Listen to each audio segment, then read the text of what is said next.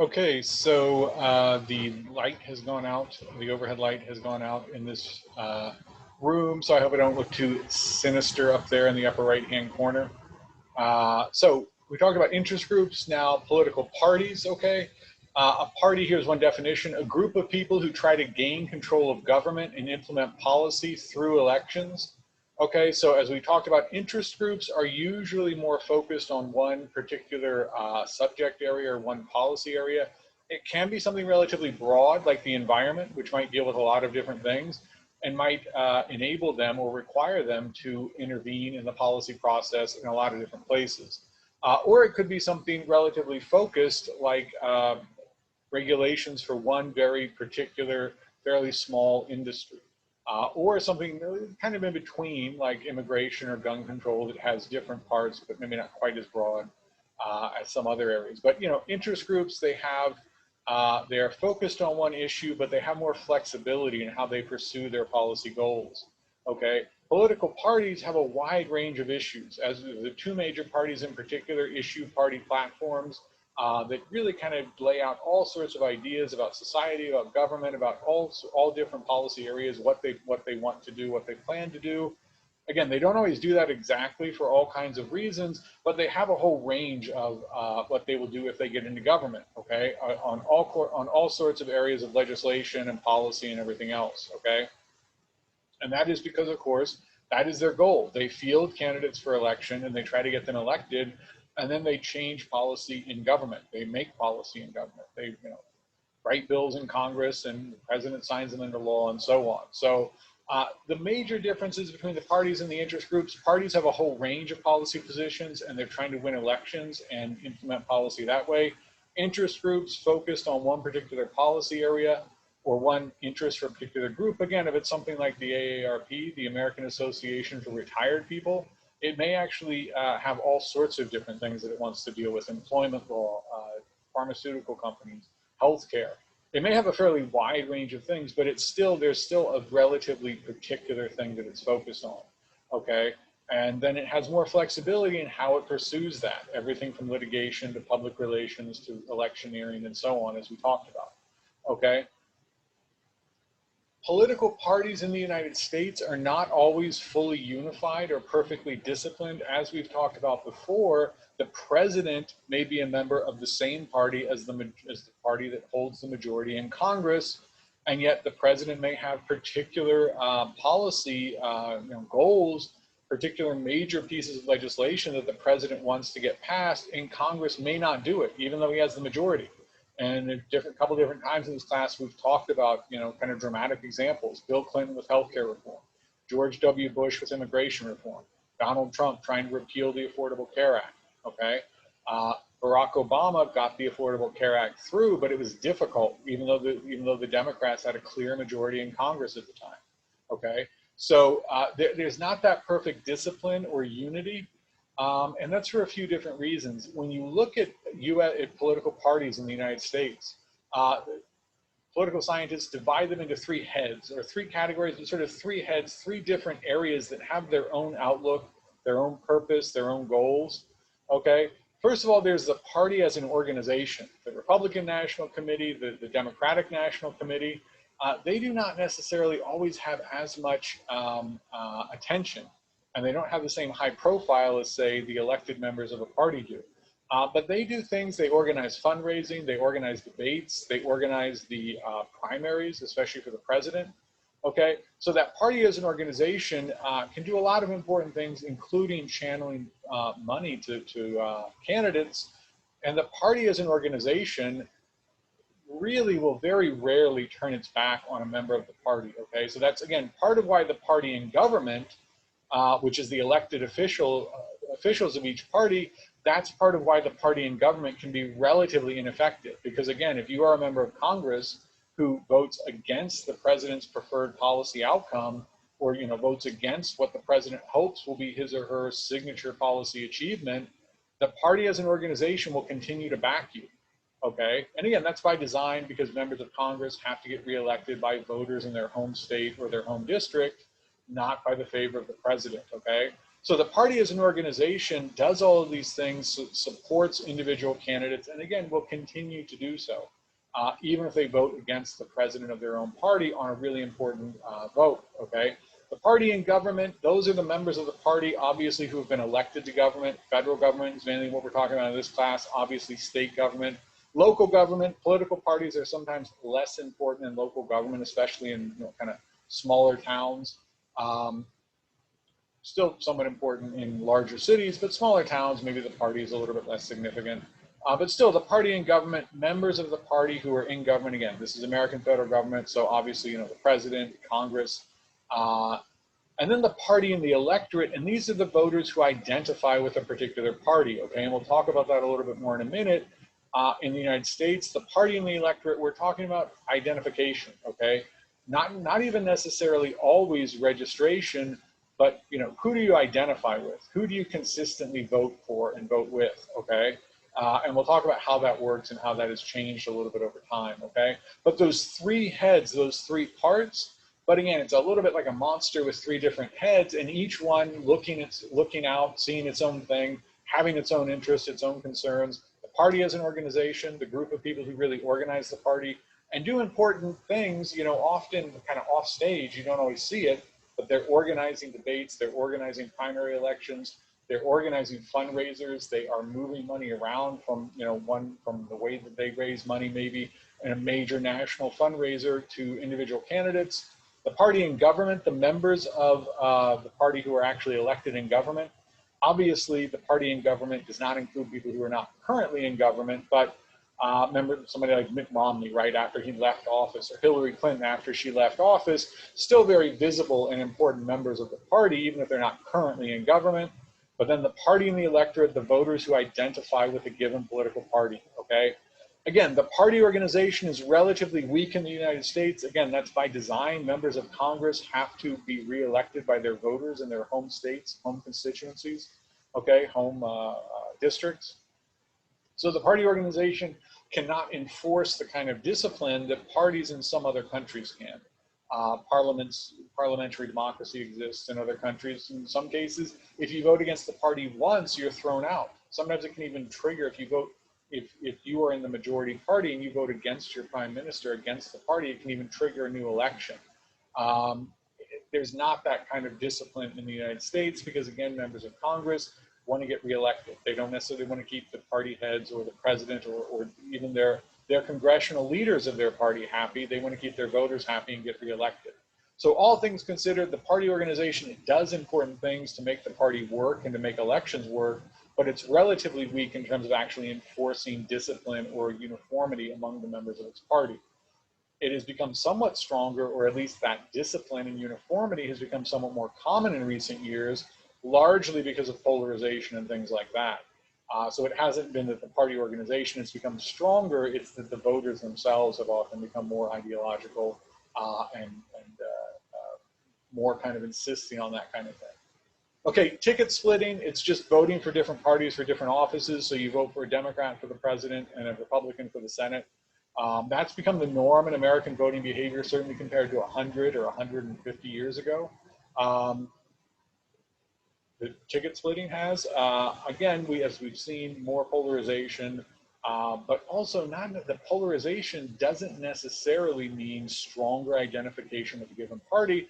As we'll talk about in a second, other important thing about the election process and the way that we do it in the United States, we have a plurality system. It's also sometimes called first past the post. That means in most cases, whoever gets the most votes wins that election, okay? So you do not have to win a majority, okay? All you have to do is get the most votes. That's why it's called first past the post, whoever gets the most, okay? A different form would be majoritarian. That's where you require a majority. Some states have a majoritarian system for state offices like governor. So if somebody wins the most votes, but it's not a majority, you have a runoff election. We just saw that with the Georgia state, with the 2 Georgia Senate elections. Nobody won an outright majority, so they had to do a runoff so that somebody could actually win more than 50% before they're actually elected according to state law, okay? That's not federal law, that's a state law. Again, different states can do things differently. So the plurality means whoever gets the most votes wins, okay? Majority means that it is required by law that that the winner have more than 50% of the votes. So if in the original election somebody gets 52%, great, they won. If you have three candidates and the candidate with the most votes only has 45% of the votes, there will have to be a runoff between between the candidates with the two highest amounts of votes, and somebody will end up with more than 50% that way. Okay, a different form that is used by many modern democracies is called proportional representation. Okay, in that case, you just get a ballot that has a list of parties. Okay, and you vote for the party that you like the best, or maybe you even rank them. And then if, let's say, the Green Party gets 10% of the votes nationally, they would get 10% of the votes in Congress. Okay, as it is with our plurality or first past the post system of voting, it really discourages third parties, because the conventional wisdom is, let's say that you want to vote for the Green Party. You're probably, if you did not vote for the Green Party, you would probably vote for the Democratic Party. So when you vote for the Green Party, you're actually taking a vote away from the Democrats, which you may be fine with. You may not really care for the Democrats. You may think that they really don't represent what you want, but you probably think that the Republicans are even worse. So the idea is that people say, well, I don't really love the Democrats. I would much rather vote for the Green Party. However, doing that makes it more likely that a Republican wins, and that is going to be even worse than a Democrat. So I'll vote for the Democrat. This kind of obviously assumes that you can place everything on a relatively simple left to right scale. It doesn't always work. The Libertarian Party tends to be more kind of Republican friendly, but not always, not in all cases, and kind of depends on which aspects of the Libertarian Party or libertarianism somebody really gravitates towards and takes seriously. So it's not a perfect explanation, but that's the basic idea of why a plurality system tends to favor two parties. Because a third party is probably not going to win. You get two major parties. Third parties might try to emerge. At times, there have been, progressive or populist parties that made significant challenges and had influence, but they were relatively short-lived. Since the Civil War, it's mainly been the Democrats and the Republicans. Okay, and that's the idea. Why is that voting for a third party very unlikely to actually get enough votes to win, whether it's the president or Senate or governor or representative. Some states you have independent senators. Some states, a third party member may win a statewide office or even a congressional office.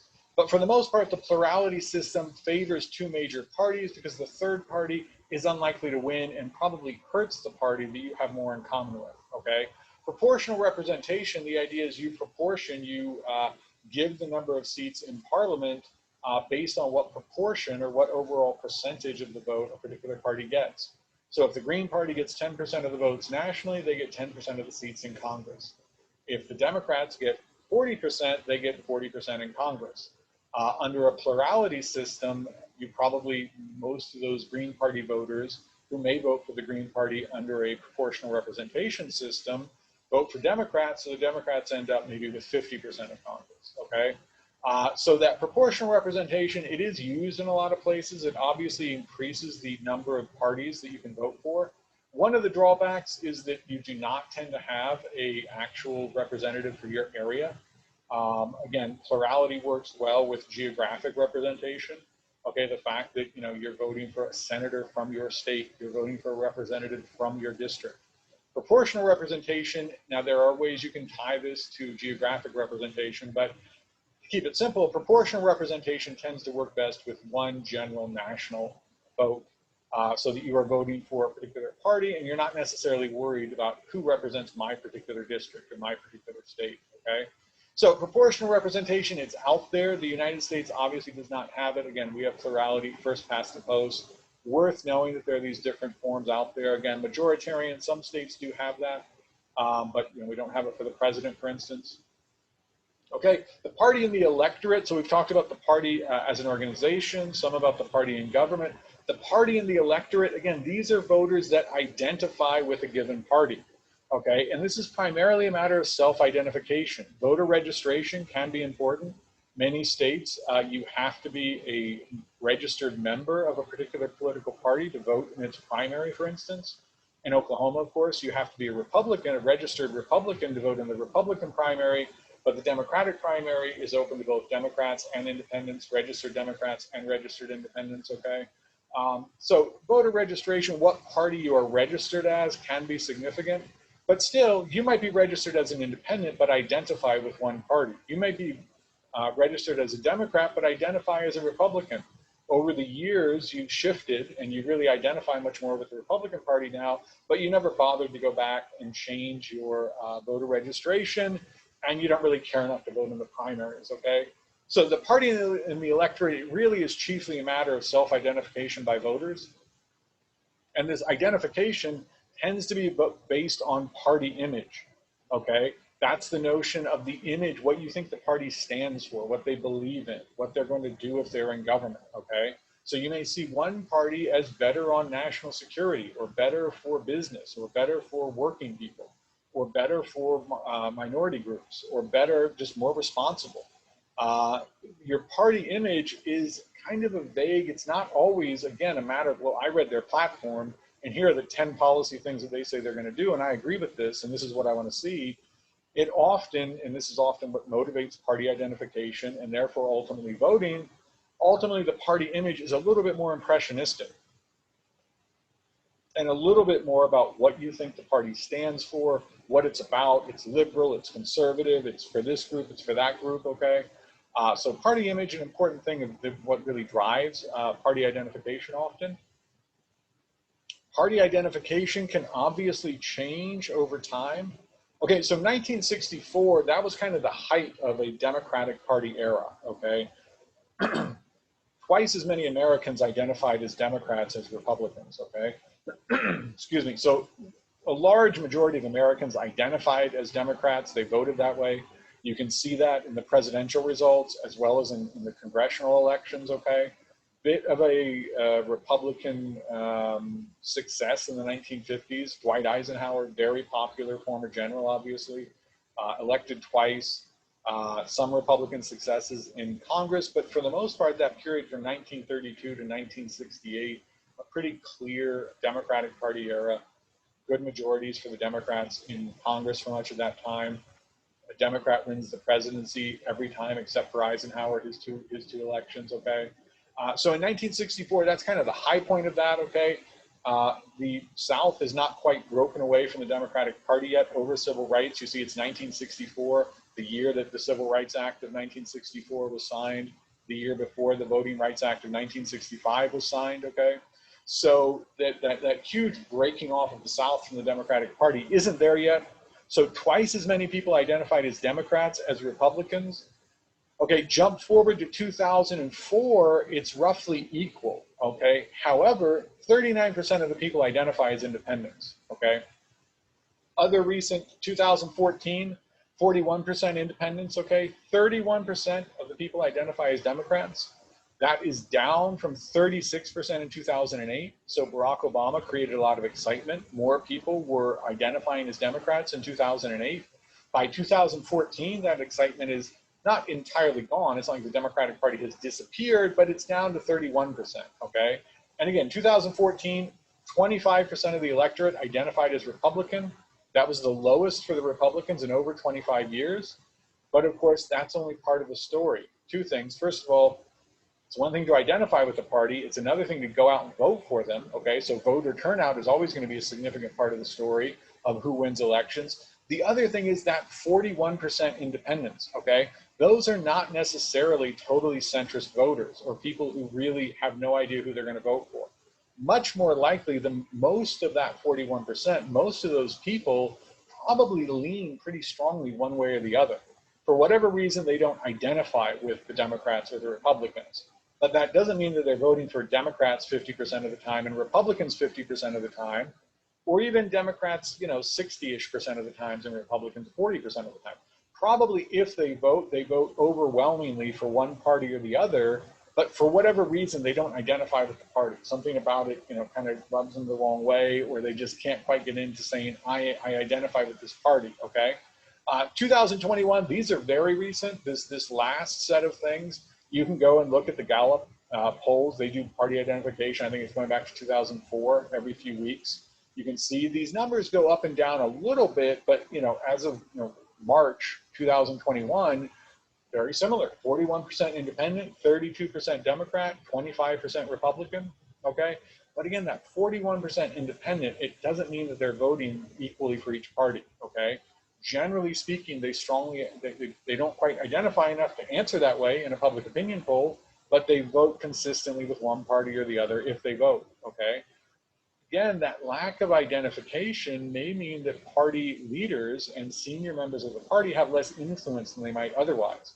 Remember, we talked about the invisible primary, when party leaders kind of signal to voters as well as to donors, and even there are also newspaper endorsements. All of these things are kind of signaling to voters who the kind of power brokers and the senior members and the elders of the party think should win. And there's influence there. Of course, the less that you identify with the party, the less you may care what those people think, right? So in 2016, you might be one of these 20, you may be, you're not one of the 25% who identify as Republican, you're one of the 41% who identify as independent, so you don't really care who George W. Bush endorses. You don't really care who Mitt Romney endorses. You don't have that strong identification with the Republican Party. You go ahead and vote for Donald Trump, even though most of the party members, the kind of the powerful elder party members, clearly don't like him and are endorsing other members. And again, Donald Trump came to have so much influence over the Republicans, and still does, that it's hard to remember that in 2016, when he was first running, a lot of Republicans did not like him. A lot of the senior influential Republicans did not want him to win, endorsed other people, were even kind of critical of him publicly. Okay, I mean, things obviously changed dramatically at some point. But, again, that fact that people are identifying as independents may mean that they are less interested in what the party leaders say, right? They're more willing to vote for an outsider. Donald Trump, Bernie Sanders didn't win the nomination, but did pretty well in 2016, somewhat surprisingly, right? So that the fact that 40% of the people are consistently identifying as independents, again, that doesn't mean that they're splitting their vote equally between Democrats and Republicans, but it does probably have some influence on their willingness to listen to outsiders and vote for them and ignore what the party elders are telling them to do. And that can have real consequences for elections in all kinds of ways, obviously.